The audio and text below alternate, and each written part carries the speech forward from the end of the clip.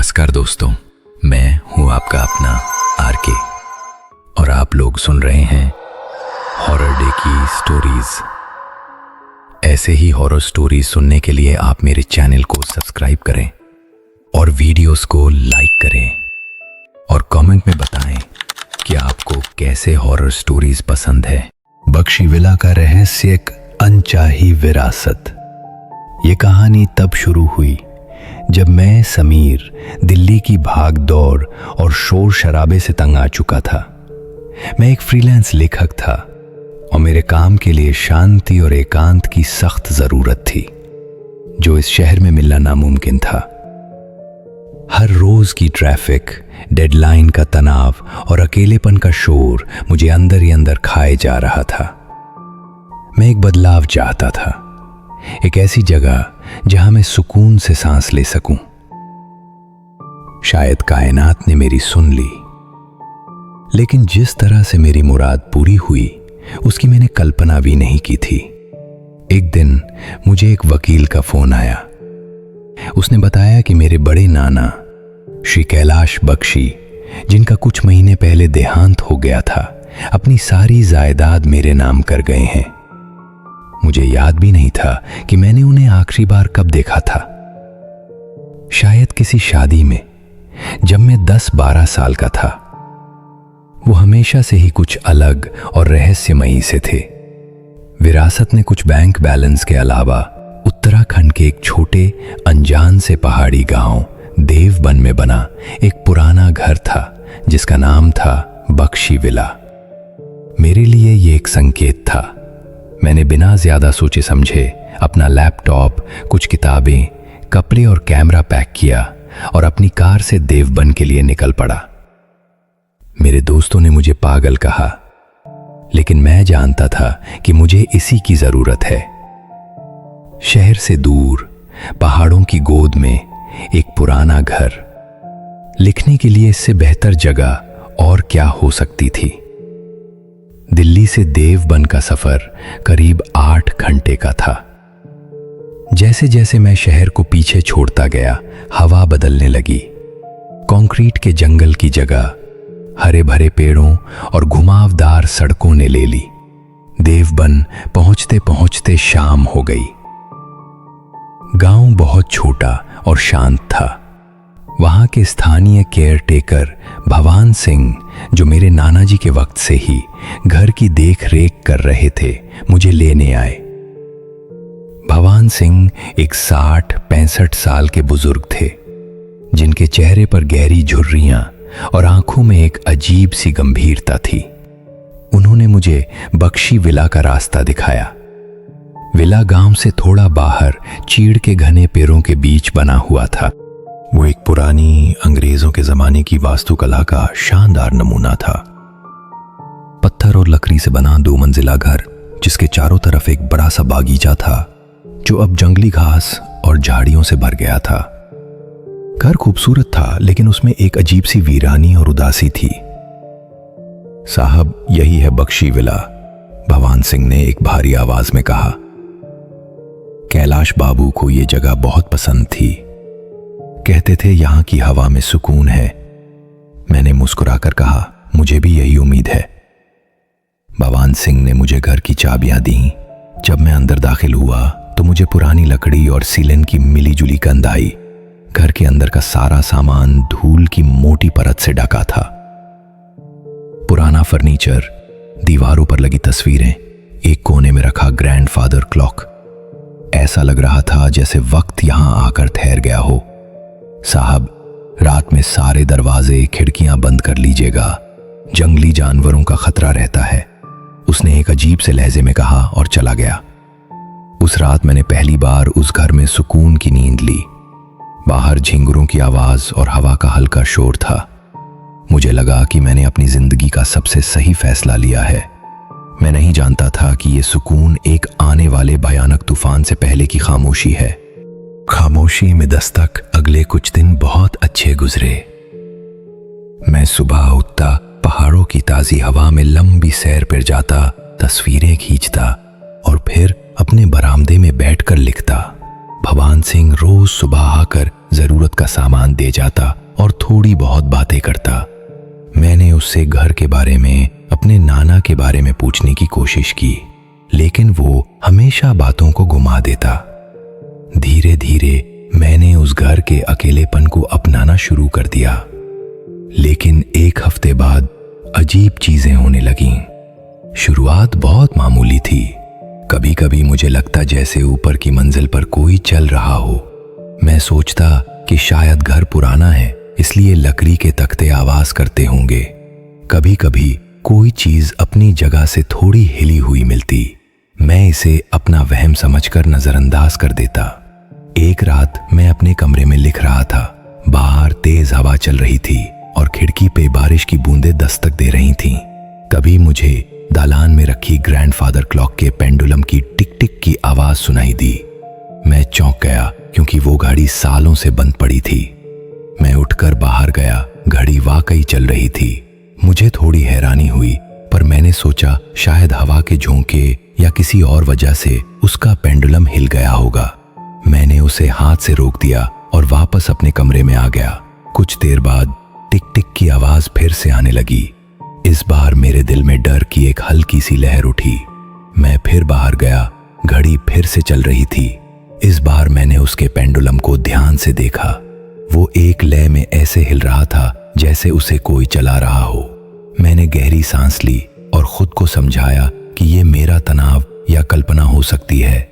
मैंने घड़ी का शीशा खोला और पेंडुलम को निकालकर मेज पर रख दिया। अब इसके चलने का कोई सवाल ही नहीं था। मैं सोने चला गया, लेकिन उस रात मुझे अजीब सपने आए। मैंने सपने में एक छोटी बच्ची को देखा जो लाल फ्रॉक पहने हुए थी और उसी घड़ी के सामने खड़ी होकर मुस्कुरा रही थी। अगली सुबह जब मैं उठा तो मेरे रोंगटे खड़े हो गए। मेज पर रखा हुआ पेंडुलम वापस घड़ी के अंदर लगा हुआ था और घड़ी सही समय बता रही थी। अब मैं नजरअंदाज नहीं कर सकता था। कुछ तो था जो इस घर में मेरे अलावा भी मौजूद था। मैंने भवान सिंह से इस बारे में बात करने का फैसला किया। जब वो आया तो मैंने घड़ी वाली बात बताई। उसका चेहरा सफेद पड़ गया। उसने गहरी सांस ली और बोला, साहब आप शहर लौट जाइए, ये जगह आपके लिए ठीक नहीं है। क्या है इस घर में भवान सिंह, मुझे सच बताइए। कुछ आत्माएं कभी अपनी जगह नहीं छोड़ती साहब। उसने बस इतना कहा और जल्दी से वहां से चला गया। उस दिन के बाद घटनाओं का सिलसिला तेज हो गया। मुझे अक्सर घर के किसी कोने से किसी औरत के रोने या किसी बच्चे के खिलखिलाने की हल्की सी आवाज सुनाई देती। रात में मेरे बंद कमरे का दरवाजा अपने आप खुल जाता। बागीचे में लगे सूखे हुए चमेली के पौधे से कभी कभी ताजे फूलों की खुशबू आने लगती। मेरा सुकून अब धीरे धीरे एक अनजाने खौफ में बदल रहा था। मैं लेखक था, कल्पना करना मेरा काम था, लेकिन यह मेरी कल्पना से कहीं ज्यादा हकीकत थी। बंद कमरे का राज, मेरा डर अब मेरी जिज्ञासा पर हावी हो रहा था। मैं जानना चाहता था कि इस घर का राज क्या है। मेरे नाना इतने अकेले और चुप क्यों रहते थे? भवान सिंह किस आत्मा की बात कर रहा था? मैंने घर की तलाशी लेने का फैसला किया। ऊपर की मंजिल पर एक कमरा हमेशा बंद रहता था। भवान सिंह ने बताया था कि नाना जी ने उसे हमेशा बंद ही रखा। मेरे अंदर एक प्रबल इच्छा हुई कि मैं उस कमरे को खोल कर देखूं। चाबियों के गुच्छे में एक पुरानी जंग लगी चाबी थी जो शायद उसी कमरे की थी। एक दोपहर जब सूरज की रोशनी चारों तरफ फैली हुई थी, मैंने हिम्मत करके उस कमरे का ताला खोला। ताला खोलने में काफी मशक्कत करनी पड़ी। जैसे ही दरवाजा एक कर्कश आवाज के साथ खुला, अंदर से धूल और एक अजीब सी मीठी गंध का झोंका बाहर आया। वो एक बच्ची का कमरा था। दीवारों का रंग हल्का गुलाबी था जो अब पीला पड़ चुका था। एक कोने में एक छोटी सी लकड़ी की चारपाई थी जिस पर एक गुड़िया रखी थी। एक छोटी सी मेज और कुर्सी थी और दीवारों पर कोयले से बनाई हुई अजीब अजीब सी तस्वीरें थीं। कुछ तस्वीरों में एक खुशहाल परिवार था, लेकिन ज्यादातर तस्वीरों में एक लंबी काली परछाई जैसी आकृति थी जो एक छोटी बच्ची के पीछे खड़ी थी। मैं कांपते हुए कमरे में आगे बढ़ा। मेज की दराज में मुझे एक पुरानी डायरी मिली। उस पर नाम लिखा था शारदा बख्शी। वो मेरी बड़ी नानी का नाम था। मेरा दिल जोर जोर से धड़क रहा था। मैं वो डायरी लेकर नीचे अपने कमरे में आ गया और उसे पढ़ना शुरू किया। डायरी के पन्ने पीले और नाजुक हो चुके थे। लिखावट बहुत सुंदर थी। 5 मई 1985। आज हम देवबन आ गए। कैलाश जी को ये घर बहुत पसंद है। हमारी छोटी सी इला भी यहाँ बहुत खुश है। यहाँ की शांति दिल को छू लेती है। उम्मीद है हम यहाँ एक नई और खुशहाल जिंदगी शुरू करेंगे। 12 जून 1985। इला अब 7 साल की हो गई है। वो सारा दिन बागीचे में तितलियों के पीछे भागती रहती है। उसने एक नई दोस्त भी बना ली है। वो उसे छाया कहती है। मैंने पूछा कि वो कहाँ रहती है, तो इला ने उस पुराने बरगद के पेड़ की तरफ इशारा किया। बच्चे भी ना अपनी ही दुनिया में खुश रहते हैं। जैसे जैसे मैं डायरी पढ़ता गया, मेरी बेचैनी बढ़ती गई। शुरू के कुछ पन्ने खुशियों से भरे थे, लेकिन फिर धीरे धीरे डायरी का लहजा बदलने लगा। 20 अगस्त 1985। इला अब कुछ बदली बदली सी रहती है। वो ज्यादातर वक्त अपने कमरे में अकेली रहती है और दीवारों पर अजीब चित्र बनाती है। कहती है छाया को दूसरे बच्चे पसंद नहीं। वो चाहती है कि मैं सिर्फ उसी के साथ खेलूं। मुझे अब चिंता होने लगी है। कैलाश जी कहते हैं कि ये मेरा वहम है, बच्चे ऐसा करते हैं। 15 सितंबर 1984। आज हद हो गई। इला बालकनी की रेलिंग पर खतरनाक तरीके से चल रही थी। मैंने उसे डांटा तो वो रोने लगी और बोली, छाया ने कहा था कि अगर मैं ऐसा करूंगी तो मैं उड़ सकती हूं। मेरा दिल दहल गया। ये छाया कोई काल्पनिक दोस्त नहीं है, ये कुछ और है, कुछ बुरा। 2 अक्टूबर 1985। अब मुझे भी घर में किसी और के होने का एहसास होता है। रात में कोई मेरे बिस्तर के पास खड़ा होता है। चमेली की तेज खुशबू आती है, जबकि बागीचे में चमेली का पौधा कब का सूख चुका है। कैलाश जी मेरी बात पर यकीन नहीं करते। उन्हें लगता है कि मैं अपना मानसिक संतुलन खो रही हूं। डायरी का आखिरी पन्ना मेरे रोंगटे खड़े करने के लिए काफी था। उस पर तारीख नहीं थी।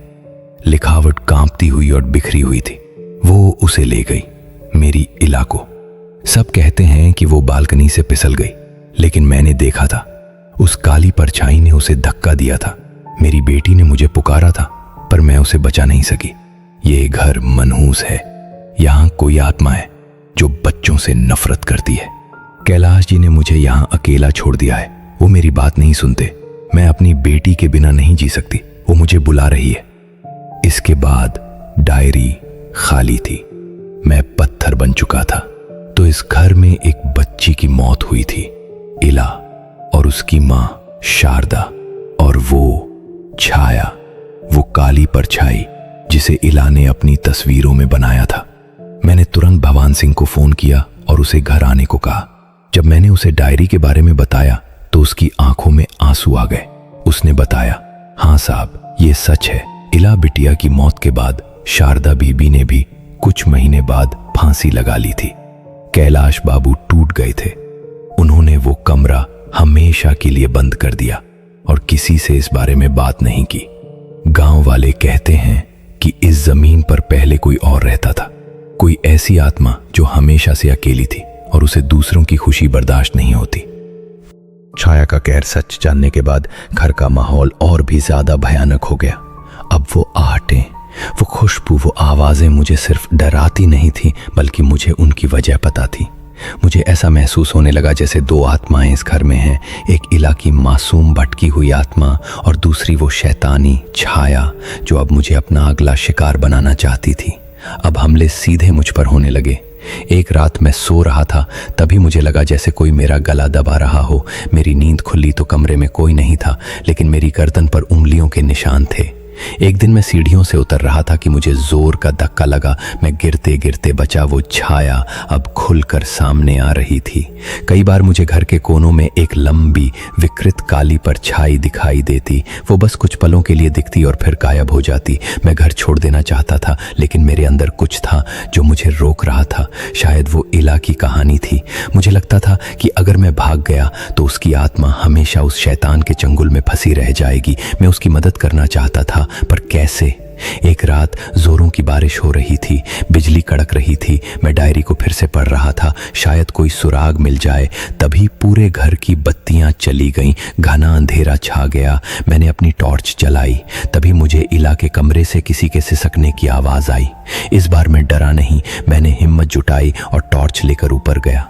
कमरे का दरवाजा थोड़ा सा खुला था। अंदर खिड़की के पास मुझे एक धुंधली सी आकृति दिखाई दी। वो एक छोटी बच्ची थी, लाल फ्रॉक पहने। वो इला थी। वो डरी हुई लग रही थी और दीवार की तरफ इशारा कर रही थी। मैं समझ नहीं पाया। तभी मेरे पीछे दालान में रखी ग्रैंडफादर क्लॉक जोर जोर से बजने लगी। 12 बार। आधी रात हो चुकी थी। अचानक इला की आकृति कांपने लगी और उसके पीछे से वो काली परछाई उभरी। वो परछाई अब पहले से ज्यादा घनी और बड़ी थी। उसने धीरे धीरे इला को अपनी आगोश में लेना शुरू कर दिया। कमरे का तापमान अचानक गिर गया। मुझे ऐसा लगा जैसे मैं किसी फ्रीजर में खड़ा हूं। मेरे मुंह से भाप निकल रही थी। वो परछाई मेरी तरफ घूमी। मुझे उसकी आंखें तो नहीं दिखीं, पर महसूस हुआ कि वो मुझे घूर रही है। एक ठंडी फुसफुसाती हुई आवाज मेरे कानों में गूंजी, तुम भी चले जाओ, जैसे सब चले जाते हैं। ये घर मेरा है, यहाँ की हर चीज मेरी है। मेरी टॉर्च की रोशनी टिमटिमाने लगी। मुझे लगा कि आज मेरा आखिरी दिन है। तभी मुझे शारदा नानी की डायरी की एक बात याद आई। चमेली की तेज खुशबू आती है जबकि पौधा कब का सूख चुका है। शायद यही कोई सुराग था। मैंने अपनी जेब से मोबाइल निकाला और उसकी टॉर्च जलाई। मैं भागकर नीचे बागीचे की तरफ गया। बारिश में भीगते हुए मैं सूखी हुई चमेली की झाड़ी के पास पहुंचा। मैंने उसकी जड़ों के पास जमीन खोदनी शुरू की। वो परछाई अब घर से बाहर निकलकर मेरी तरफ बढ़ रही थी। हवा तेज हो गई थी। पेड़ों की डालें ऐसे हिल रही थीं जैसे टूट जाएंगी। कुछ देर खोदने के बाद मेरे हाथ से कोई कठोर चीज टकराई। वो एक छोटा सा संदूक था। मैंने उसे बाहर निकाला। वो बहुत पुराना था।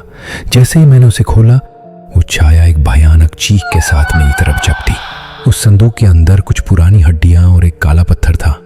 भगवान सिंह ने बताया था कि गांव वालों के अनुसार वो आत्मा किसी ऐसे इंसान की थी जिसे कई सदियों पहले जिंदा दफना दिया गया था।